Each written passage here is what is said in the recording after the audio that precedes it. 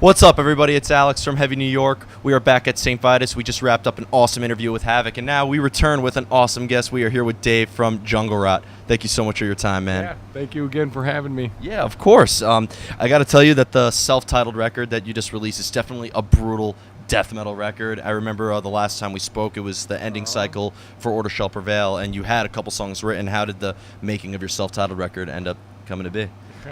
You heard it, man. I mean, we do what we do. You know, we've always been doing the same thing. I'm not trying to reinvent nothing, but I know I got a good product here. I mean, I think it's the best we've ever done for sure. I mean, one of the bonuses I had was having Jesse Beeler back aboard doing the drums. I mean, I did some of the best work with him before, Kill on Command and Terror Regime. And when I was writing this album, I knew I had something very special, so I wanted to get a hold of him and see if he'd be aboard, and he was, man, and he rounded it off very well. And the biggest accomplishment on this album for me is that I hit number 10. I couldn't believe, 10 CDs in my career I put out. That's amazing in itself, man.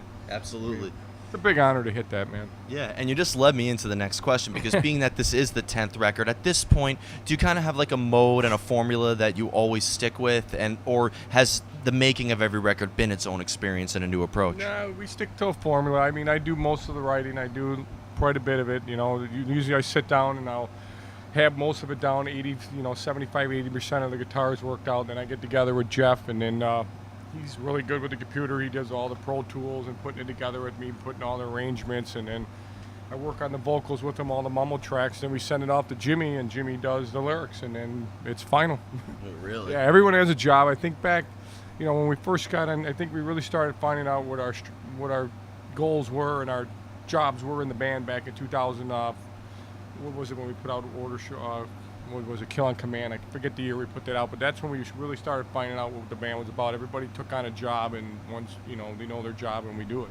Yeah. Yeah. And it's really interesting that everybody does play a role, and that's gotta allow each and every individual member kind of bring in their own mix to the table. Absolutely, man. I mean, over the years you find out what works, and I think we found it out. Yeah.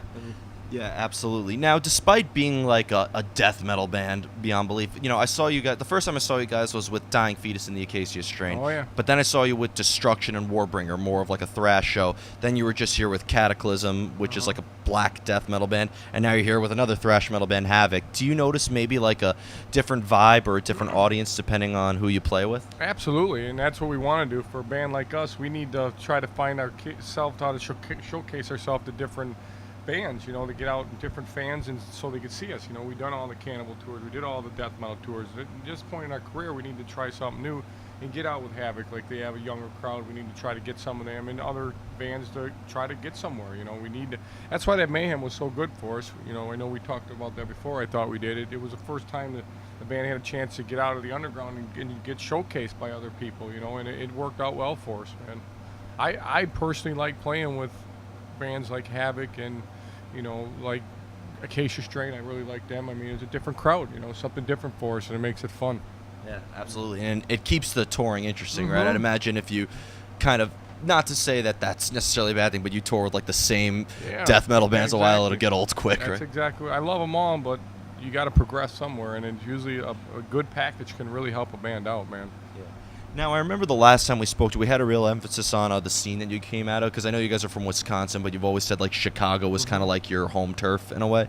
But what I was curious about is, being the type of music that you are, it's funny, I was actually talking to somebody about your music one time, and they immediately assumed you guys started in Tampa, Florida. Oh, yeah, that death metal movement, yeah. Yeah, but like, coming from Wisconsin and playing in Chicago, was there I know that Chicago has Ministry and Disturbed and a lot of great music and so on and so forth, but with the style of music you would play, was there like a death metal scene too when you guys were starting out? Oh, yeah, there's always been great bands. We've had Macabre, November's Doom. You got band Broken Hope. I mean, we got some good scenes. There's always been a great scene in Chicago. It's never really been that big in Wisconsin. That's why we always kind of say we're based out of Chicago. I actually live right on the border of Wisconsin and Illinois. I'm literally 45 minutes from the city. But yeah, there's always been a great scene. Chicago's still one of the major markets. I mean, you got, Chicago, New York, LA. Them are always the best shows when you do a tour.